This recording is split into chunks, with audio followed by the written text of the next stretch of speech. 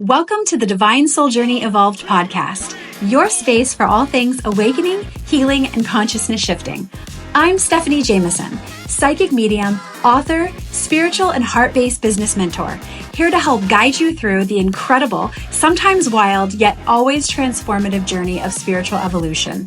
Together, we'll dive deep into thought-provoking conversations, perspective-shifting insights, heart-awakening moments, and reflect on conscious relationship growth. This podcast is designed to be a safe space for awakening and evolving souls, a place to inspire, motivate, encourage, and let's be real, at times may even trigger you into the next version of who it is that you're being invited to become. If you're feeling the call to step into your highest self and embrace the magic of some serious transformation, you're in the right place. Because soul growth and evolution is meant to be beautiful, empowering, and yes, despite how it may feel at times, even fun.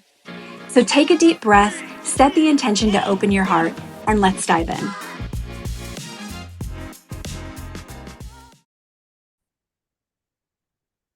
Hi, Elinor. Welcome.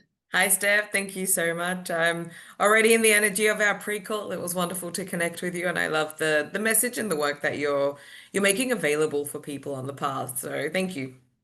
Thank you. I'm so excited to have you on. We are going to be talking about something really, really cool today, QHHT. It is quite the modality. We'll explore.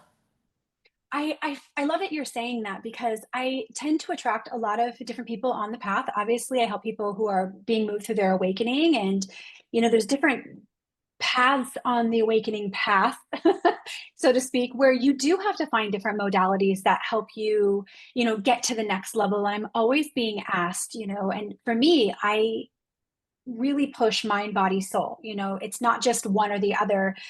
You really have to integrate. So I'm just curious, for those who are not familiar, what is QHHT? And let's kind of dive down that path. Of course.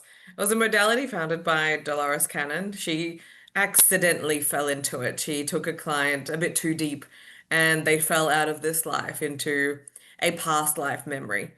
And whether this has been around before that or whatnot, but she was one of the pioneers of this space. And it's still a modality that carries on, and she provides the training for, people to access this. And we had profound experiences with it, to say the least. We'll get to that. But what it allows you to do is regress back into a trance state through different techniques, which allows that deeper part of you that has all the memories and all the answers to have the microphone for a short period of time.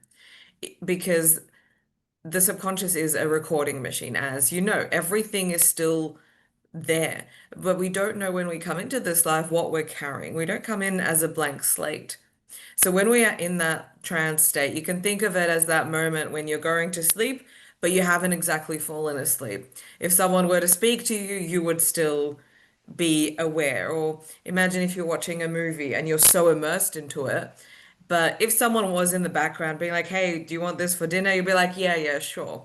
So you're in that state where you're focused completely on something, but you still have awareness and control over your situation and your environment. And that allows, whether it's you have visual experiences, whether you feel it in your body, but it allows the parts of you that already know the truth, the body, the soul, call it whichever body you want, it's not just the physical. It allows it to finally speak. And when it does speak, it's relaying something that is so potent and pertinent to where you are right now in your journey, whether that needs to be cleared, healed, the direction given. You're speaking with a part of yourself that has access to infinite consciousness.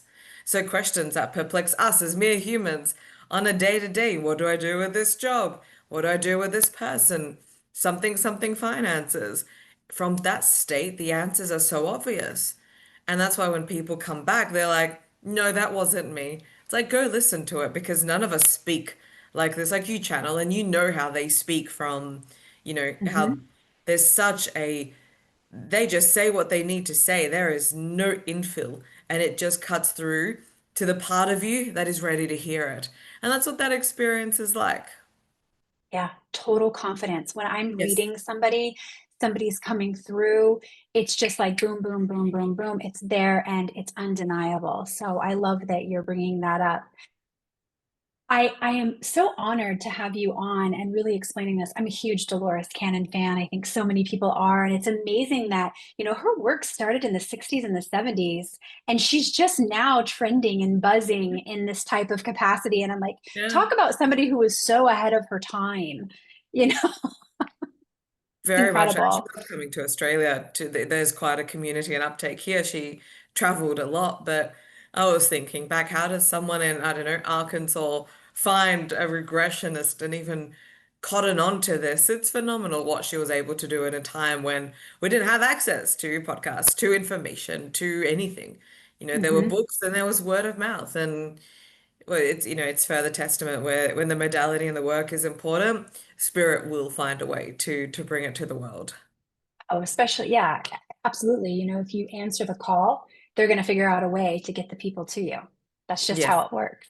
Yep, Yeah, definitely. 100%. Um, I absolutely love this because you talked about how, you get to a point where you're basically accessing those theta brainwaves, right? Yes. Okay. And you're bringing through knowledge, and this can help people who are either caught up in patterns. They've got a soul connection with someone where there's some kind of a lesson that's being played out, past life trauma, irrational fears, or they just can't understand what happened. I have some stuff from past life that I'm absolutely terrified of water. And it was discovered early on that I was drowned. And I had this trauma, and I'm like, oh, my body came in remembering. When I Mm. was little, I didn't even like to put my face underneath water, and it was just so interesting how that all plays out. And so I always recommend to people, I'm like, if you just can't figure it out, or if you're having a really hard time, try hypnosis, try QHHT, try something to get into that energetic body. And there was somebody, I can't remember his name for the life of me now, who was on Lifetime, which is a network here in the US, who actually took these men and women under doing something very similar. And they were able to provide their names, the places that they lived, how they passed away, what they were suffering from. Wow. Sometimes their voices would change, like they would go from an English accent to a Jamaican accent, or they would go from, it was crazy. And Lifetime filmed all of this. And then his staff would go behind the scenes and they would research for a few weeks to see if they could find these people. And sure enough, they always did. They always did. And it would be these, and then they would wake up and they would go, that's not me. And because he recorded it, he was able to prove it to them. It's fascinating. I know his episodes are still on YouTube. I can't think of the name of the show, but it was absolutely fascinating to watch. And so for somebody like myself, and I'm sure, other healers, it's exciting to see it be documented. It is phenomenal. Like the stories that Dolores Cannon puts out, that so many other practitioners put out. It is proof of the transformation. And as you said, this is a deep exercise in depatterning because what else is a pattern going to do? It will repeat. That's exactly what it does until it is broken, until it is stopped. And if I hurt my elbow, for example, I know where the pain is. It's localized right here.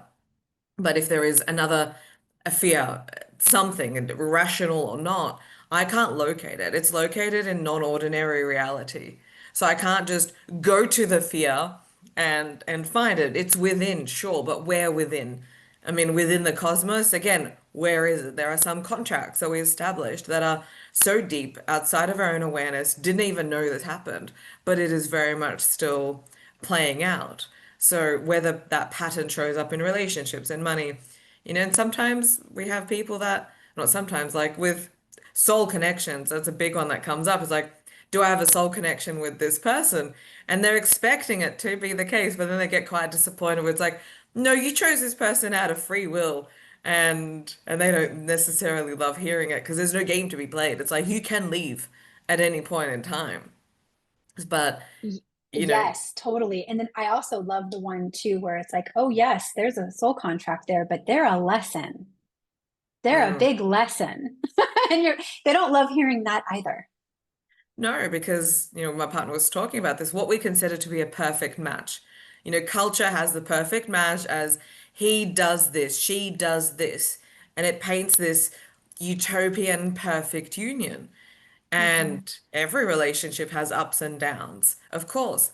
But sometimes, from the soul's perspective, the most abrasive relationship is the one that is the perfect fit for the soul's evolution. Now, that doesn't mean that anyone should take on abuse or be okay with it. But how are we going to learn lessons if there's nothing to butt up against? And Right. this doesn't validate, and I have to be very explicit with this, like this doesn't validate anyone's bad behavior. This doesn't validate people getting away with doing things that cause harm. This is where a lot of people, you know, just because it's a lesson, it doesn't mean you have the right to cause harm. But Right. there's people that our soul's architecture, we're open to these people manifesting. We're open to attracting this kind of character in our lives. There is a part of us that resonates with that. Otherwise, how can it exist in our reality? So, And that's the pattern, yes, right? that's a This pattern. is Yeah. There you go. Yeah, yeah. Yeah. I always tell people, I'm like, what is it within you? It's something I've had to learn on my own journey as well. What is it within me that resonates with that toxicity? What is it within me that resonates with that whatever, and you have to Mm. kind of do the deep soul work around that to go, oh, lesson, healing, childhood trauma, society conditioning, all of whatever it is. So pretty That's powerful right. stuff. And even for, taking it to a more grounded example, like entrepreneurs and entrepreneurs that can't get the business started. They're doing the doing, but it's not a diligence factor. It's not a laziness factor. What contracts have you taken that always rubber band you back?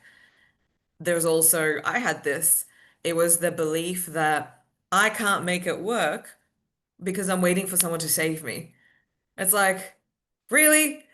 So, what does that mean? You will unconsciously, at a very deep level, self-sabotage yourself to a certain extent because you can do all the mirror affirmations and whatnot that I believe in this and I believe in my business and whatnot, but there's reasons why things come crashing down. And typically they are so hidden, so out of view that, like the work that you do, you need the right tool for the right job to access that very deep part that already knows what's playing out. But Right. us, we're too human. What are we plugged into that we can't see any of this from just having a conversation, just working with our mental faculties? Hmm. Yeah. Oh, it's also fascinating. I find it really cool because it just proves again and again and again that Earth is just a big school that we come Mhm. here to grow and learn. And as you get moved through multiple layers of your awakening, you do start to realize that we come here to evolve and that we're here to align with a certain curriculum that we set out for ourselves to learn. And I'm just so curious. Um, how does QHHT help us with our current Earth School curriculum, if that's what you want to call it? What's a common pattern that you see? People typically ask, what's my purpose? Why am I here? That is ultimately what everyone wants to know. And I mean, fair question. Because how do we get trained to find our purpose? Go do a disc profile or go do, some personality-based test. And it's like, you are meant to save the world. It's like, we all think that the purpose is so grandiose, so, you're going to be the next inventor of like the next WhatsApp and cash in, $20 billion dollars. Like people's distortion of like people's perception of purpose is quite distorted. So when people know that sometimes all what you are here is to take a break. There are lives where people just, I need a break from everything. So you have quite a mundane life. And it's like, that's not very sexy. But in the soul's journey, that's exactly what the soul needed. It might be a gentle spiritual path. Whereas others, it's like, I've come to destabilize everything for my ancestors and everyone who's come before that. And you are the generational curse breaker. You are the one who needs to stop the cycle. Not just the cycle in this life, but the cycle for the soul. Why does the soul keep on playing out the narcissistic relationship? And I don't like the term narcissistic, it's very flat packed, but undesirable situations or whatever the wounding is. So people want to just find out what that is. And the answer can be so simple. For my partner, it's like you're meant to be the mystic. And being a mystic in a society in a world like ours, it's like good luck to you and your family kind of thing. But that's his path. It has a steep incline, but he chose that as well. He also chose a life where no one is coming to save him. There's no one that can help him. Even the team on the other side have limitations as to how much they can get involved. Even though, for most people, if you ask, you receive. For him, it's different. So even knowing that gives such a sense of peace that no one is coming, which is both mortifying, but also really empowering because it sets you on your path and your tracks. So understanding even the arc of the soul, when lives start to come up, there's very obvious themes, typically more so than not. It could be two people playing out the same situation, but in different capacities and different dimensions. So a big part of this life is what are you going to choose? Are you going to choose the same thing, or are you going to finally learn the lesson of holding your own power? So it sounds so simple, but it actually is because the soul's going to discard of these bodies and it will continue. It'll find another character to play that will help its overall evolution. So we both can take this work quite seriously, also dabble in, not dabble, but enjoy the frivolity of the soul wants to do this. And am I going to follow that or am I going to contort and distort into something which I'm not? And then that's how people obviously experience dis-ease, disconnection, discombobulation, whatever you want to call it. Hmm. Beautifully said. I love that you highlighted, that people make it out to be something bigger sometimes than what it really is. I think the awakening process in general can feel so overwhelming and so beautifully huge in the beginning because I mean, you've gone through it. People go through it. You go, okay, wow, there's something more than what I was originally thinking here. And it breaks you wide open. So naturally, you start to go down that path. I did it myself. It was kind of like this, oh, I know I'm meant for something. I didn't know what it was. Eventually, I titled it Buzz Lightyear syndrome because if you really look at that story, he's just like, I'm here to save the universe. And then eventually you get on the path with a big group of people who are here to help do the same thing, and you all end up working together. But I try to gently remind everyone, whether you're a light worker, a coach, a healer, whatever, your purpose is joy. Whatever brings you joy, whatever brings you the most fulfillment. And I do find myself, I have people who come in and I find it fascinating. Some people have like such a beautiful, easygoing, effortless life. Mm, And they're going, but I feel like what's my purpose? And I'm like, you have no idea if your past life was so treacherous that this easy flowing, lovely receiving life is your mm, gift, yeah.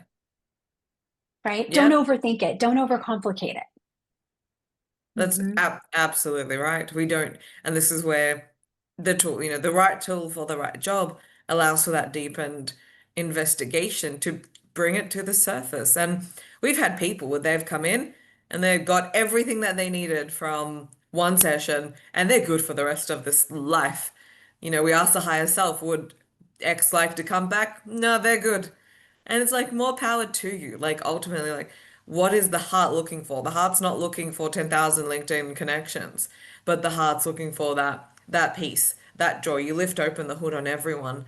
That's what it's seeking. And like you said, like for some people it's one and done and they're good. And for other people, like us, maybe like you, I don't know, your full narrative, but it's like, no, I'm going to be doing this until the day I die kind of thing. We're the ones that have to clear, not have to, we've elected from a soul level to clear all of this. We've set up contracts and agreements from the other side that it's like these need to be fulfilled.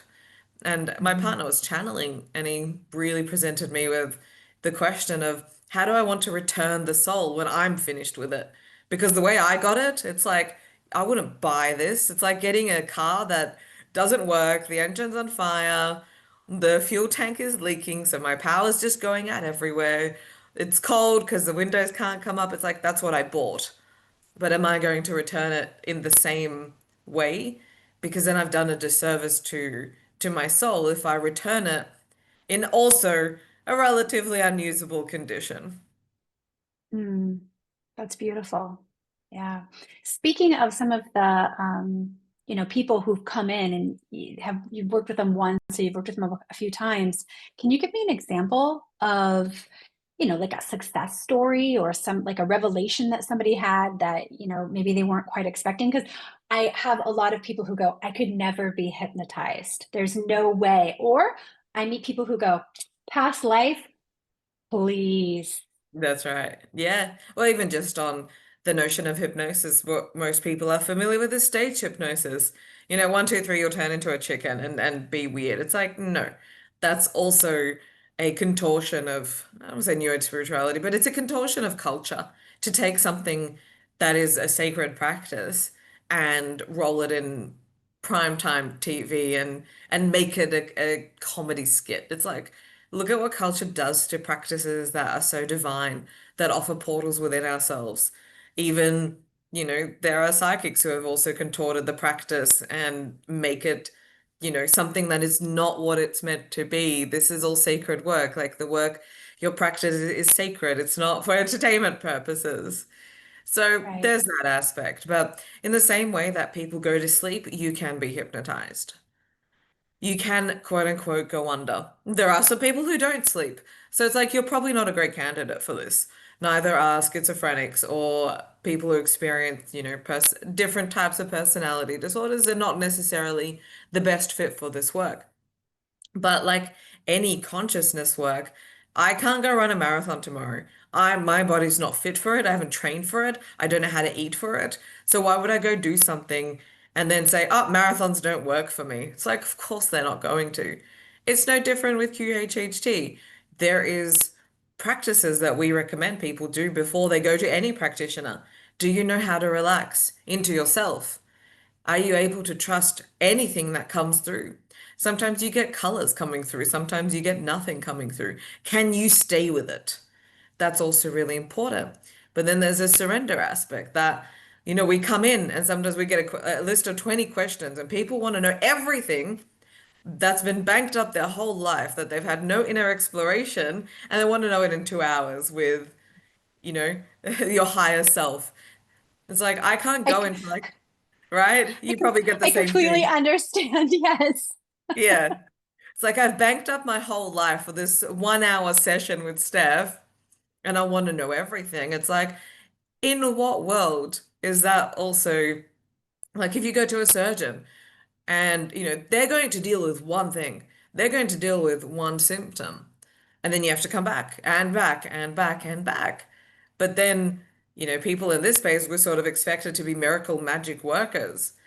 And Mm. it's like, well, if you haven't cleaned your house, I can't really do much, in one sitting.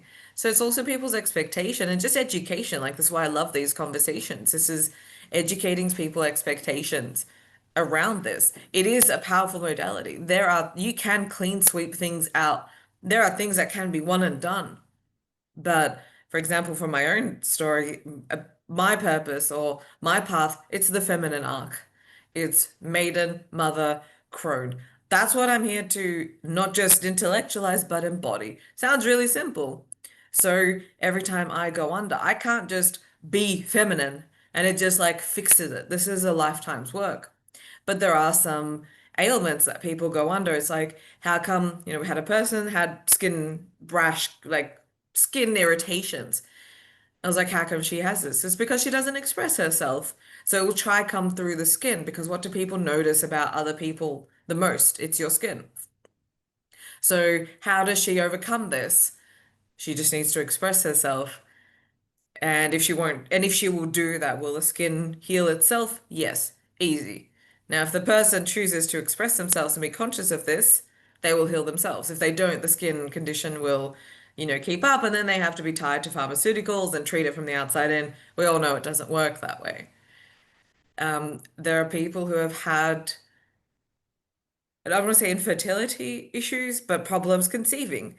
And that is obviously a very touchy and a sensitive topic and brings a lot of pain because you go through IVF, you go through so many, things to try and heal the womb space. But we ask the question, does the womb space, is there anything medically wrong with the womb space? No. Can it carry a pregnancy to term? Yes. Why hasn't it been able to? And in the case of this client that came in, there was just no space in her life for children because she was just giving her power away and her attention away to every single person that came along. So Yes. and she was Yes. all in her masculine, both at work, at home, everything was go, go, go, run, run, run. And you can't really conceive from that state. So whilst they don't give timelines, they don't work in times like December. They work with energy. But she also asked at the same time, what should she do with her job? And it's like, just stick it out. You'll be on mat leave soon enough.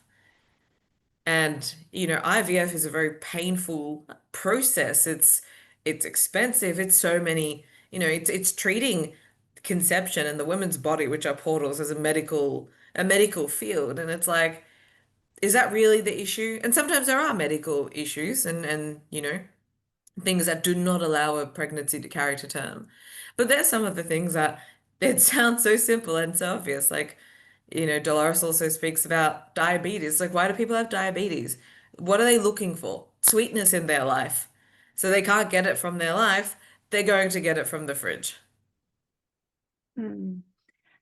Naturally, you've got somebody in the medical field who's listening to this just, and say, well, they were born that way. How would you combat something like that?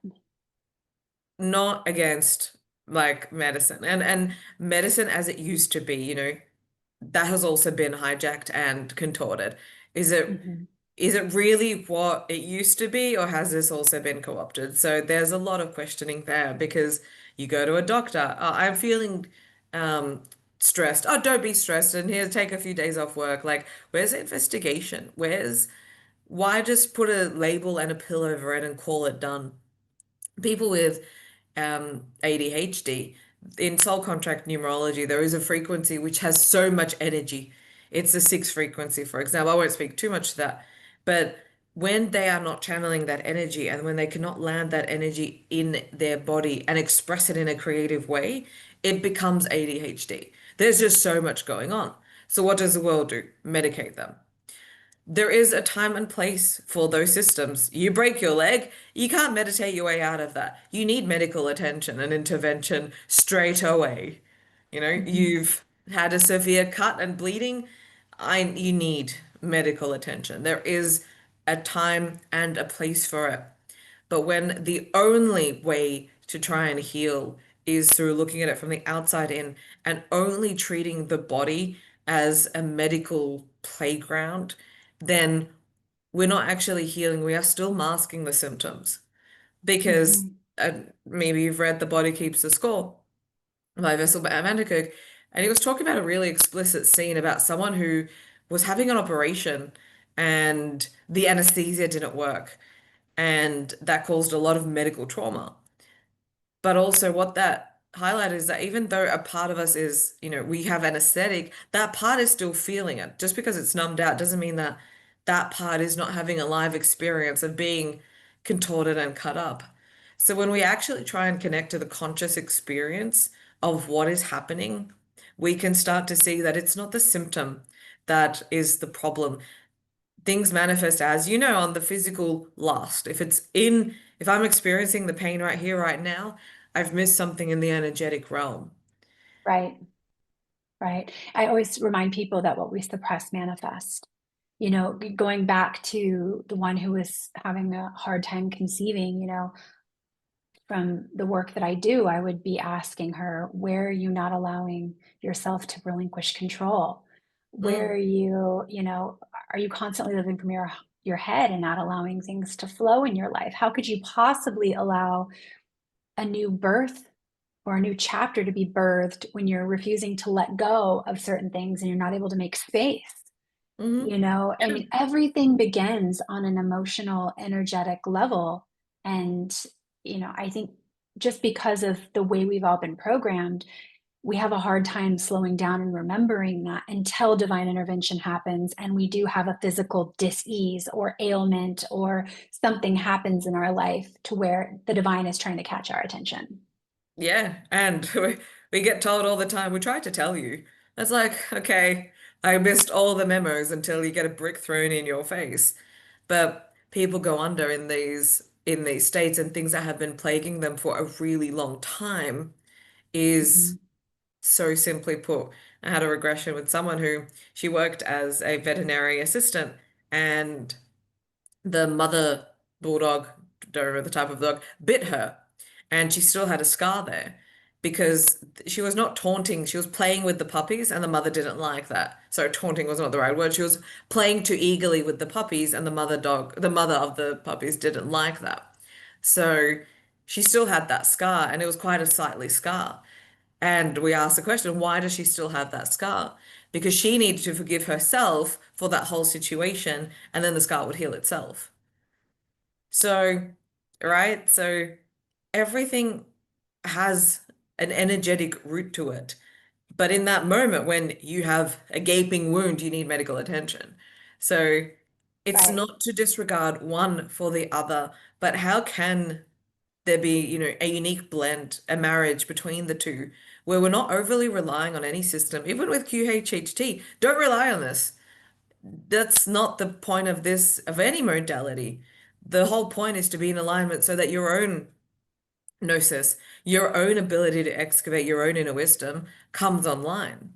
That's what we Hmm. want to do. Don't be tied to even the healing system. Don't be constantly, throwing money at it and finding the next practitioner. Like, we all need someone to guide us at certain points in time, but that's not the end game here either. I mean, the body knows how to heal itself. The heart knows which way to go next. With every level up, you're going to be guided towards something or someone. I always use, the whole point of this podcast is to bridge the gap between the physical and the intuitive, between science and spirit. And I always use my own experiences like, if you're drawn to a crystal for a reason, your body is drawn towards that vibration for a reason until it serves Mm. its purpose. If you're drawn towards a person, place, thing, a conversation, it's because your body knows that vibration of that conversation is going to help enlighten you in some kind of a way. And I think it's important to just, for the listeners, honor what's being shown to you, honor what you're being drawn to. And then as it serves its purpose, whatever you need to move on to next, welcome to your next level up. Yeah, that's right. And, with any type of work or modality that people seek to experience, you might come across it and you won't be drawn to it. And then it's like, I can't get into a room fast enough, it can't come fast enough. So it Mhm. is trusting, the cycles and whatnot, but that's a very hard thing to do when how do you build a relationship with someone you have no idea who that is? So things like trust and listening to ourselves, this is building a whole new relationship with parts of ourselves that A, may not be here, B, are exiled, C, are so angry at us because we haven't been listening and we've been demanding them to just keep on going when all they want is a break. So yeah, if people are Yes. called to, an exploration, when I started on the path, I went to everything. I was so curious and I wanted to try everything, but I realized that really the truth kind of sat in between everything. It wasn't the not one model provided the full picture. It's a right tool No. for the right job. And if some people find the one thing that provides them with everything, that's fantastic. And for someone else, it's you're allowed to explore. 100%. I always tell people, I'm like, sometimes breath works is what works for people. Sometimes somatic body work is what works. Reiki, QHHT, meditation, whatever it is, just do it. Just allow yourself to open yourself up to a whole new experience. You may just be quite surprised. And I, love these conversations as well because not to say that people should like work with us. We may not be the right fit. That's all good. But for people to also exercise a lot of discernment in this space, there are, practitioners, and as I'm sure you've experienced, that don't have their own spiritual hygiene. And they Yes. don't, a QHHT experience. I had someone who she came to us and was like, I've had QHHT before, it didn't work. Okay, tell me about your experience. It was 5 minutes. It was like, okay, lie down. What do you see? Is that your grandma? What did she say? Like, I'm like, this is insane. A, that is just unethical because Dolores Cannon, there is a very strict code of ethics with this work. This is one of the most intimate type of works that like the work that you do. It is very intimate. And ethics of the highest regards needs to, if you're going to use this modality, you need to adhere by it.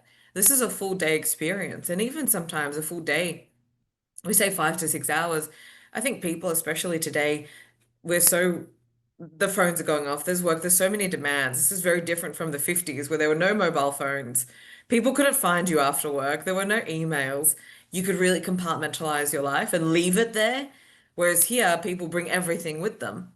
So anything less than a day's experience is not a full QHHT experience, nor should people be charged. I've seen people charge separately just for like the pre-interview. Like, I need to get to know you if I'm going to regress you. Who are the main characters in your life? What's your story? What's what's happening for you right now? And then they get people to come back and pay extra for the hypnosis part. That is also unethical. So Mm. there are a lot of bad players in this space, and that's why again these conversations are so important because finding someone who has their own spiritual hygiene in check and is adhering to, the best practices of whatever they're doing is really important because we've also had some bad experiences with Akashic readers and like we've had bad practitioners as well. And it's so deterring and it's so disappointing and you're left with an even more energetic slump than when you were beforehand. So Yes, I always tell people, I'm like, you should never leave a situation with an energy worker, a coach, a healer, a mentor, feeling less than. You should mm, be walking out feeling empowered because that's what spirit does. You should be working with somebody who is not only connected, but also grounded, who has done some serious work, who hasn't just gone online and gotten a 24-hour certificate to yeah. something and now because they know how to optimize themselves on social media, look like they are the end all be all guru. And so I completely understand it's a very frustrating thing for people who, do the type of work that we do to see people. Because I've had people come to me and go, I was ripped off by this person, or I was ripped off by that person, or this is my experience. And I'm like, ugh. But I mean, it's like that in any industry. I mean, you could go into Yeah. something as practical as web and graphic design, and there's going to be crappy web and graphic designers as well, you Exactly. know? So I think it's so important that you're bringing up discernment. How does this person make you feel? Do your Hmm. research on them. See if they've helped other people, whatever the case may be. Just trust your gut. That's right. And it is an important part of this conversation because there are people who they take people's naivete for a ride and something, Yeah. this work is sacred. Your work is sacred. You're cracking open someone's deepest, most intimate, darkest, scariest parts that they've never met before. And if that is done with anything less than the deepest reverence and presence, it's not a healthy and conducive energy exchange that allows people to, walk out of any session going, whoa, I felt the transformation. I didn't think through my transformation. I can I can now go on, I can connect with this, whatever the guidance was. But it is Yeah. it's one of the experiences. And it's not even, my partner and I, we also journey. It's really about working as you do when you connect, you're working in your own trance state. And the more that we learn how to do that via relaxing the body and trusting our imagination and trusting what comes through, the more that we can be able to be self-sufficient in all of this, so that we're still ultimately not reliant on any system other than our own. But it takes so much time. And that's okay as well. I had a session with someone else yesterday. And she's like, when am I going to do all this and how am I going to do it? It's like, I get it. I ran on those things. Like, when will this end kind of energy? It's like end and then what? And then I'm just going to live happily ever after, right? Yeah. Doesn't Like work the that work, way. yeah, like you do the work and you do your hygiene and you do this every day, I'm sure. Like otherwise, you know, you would be feeling your own consequences and your own disease or diseases over time. Spirit won't let you do this type of deep work Mm, if you're not. I have certain grounding practices that I do every day. I have a certain amount of people I only allow myself to work with every day and every week. And I've set it up in a space where, in order for it to be And for me to be the best possible medium I can possibly be, a coach, mentor, it has to be like this. And I mean, that comes with time, lessons learned, Yeah, just like anything else. But I'm curious, you have to have had experiences where people come in and like you mentioned earlier, they hear what they don't necessarily want to hear, and then you trigger them and they're either A, upset about the experience, or they challenge you. I mean, how do you handle situations like that? it's recorded. So Mm-hmm. listen to the recording. And Mm-hmm. if you not just listen, you can't listen to this when you're driving, really listen to this, you will feel that this is the truth. And whether that rubs up against your whole life and it's contradictory to everything you've built. I mean, QHHT is just, it's the start as well. Most of the time, people come out and some have one and done things. For example, does this person need medication? And the higher self will say, look, they can't go cold on this. It's going to do even more damage, but they can start to 3 weeks, 2 weeks, 1 week, wean off kind of thing. So that is still an integrative practice because you can go back to your normal life and be like, I don't believe that to be true. I'm just going to keep on taking these medications. And spirit does not like pills. So if you choose not to integrate that, then, oh, this session didn't work. If you, Right, right? Like right. Yep. I'm sure you've given advice. It's like, you really should look at leaving this position, maybe, or something like that. And then a year later, they decided to stay because of whatever scripts and patterns that were playing out. It's like, did you do the integrative work? And sometimes that integration only happens 6 months afterwards. Sometimes it will happen a year later, but are we aware of needing to integrate what has come up from these sessions? This is like the excavation work. Right. And I mean, Sometimes, the ego is going to do whatever it can to stay in yeah. a safe place, So Yes, yes. what I've noticed is sometimes, I've gotten very lucky. My intention for my work is I only attract people who are willing to do the work. That I made that very clear a couple years ago. But um, the ego is going to do whatever it wants to do to keep the same narrative running so that it feels safe. And if that is a session didn't work or something didn't work, I mean, that's a free will choice, right? Absolutely. Anyways, we Yeah. could talk about that forever. We are Yeah. getting close on time here. I'd like to wrap up. I do love to leave, the episodes here with any type of advice or, solving some kind of a pain point. Is there something that you would offer to somebody who is kind of ready to go, navigate this path? Or what would you say to people who are just kind of cracking up, or maybe even just for the first time ever seeing Dolores Cannon's videos come across YouTube? I remember when I first started seeing her, oh my gosh, probably back in 2006, 7, 8, something Yeah. like that. And I mean, she just cracked me wide open like she does so many people. There's so many ways which, you can answer that question, but when we really start looking at ourselves and our lives that we've built, how much aliveness is there? That job that people go to, it's dead. Really at the core, it's dead. The relationship that people try to uphold, it's also dead. Where is the aliveness? Because spirit needs to be alive. It wants to be alive. And most of us have rendered our lives with just deadness, however that plays out. Whether that's in our body, like the stuff that we feed our body, it's dead. If it's frozen and been killed, it's dead. And so much of our life is permeated with that frequency. So this work isn't to be on an eternal loop of healing. It's not the end game here. The inner exploration is a different concept, but what are we really seeking here? We're seeking to come alive with the greatest love of the cosmos in our life. And for some, that's going to be a gentle, beautiful journey, and that's wonderful. For others, it's like, I'll see you in the underworld. But either way, we're all seeking that same thing within. The path just looks a lot different.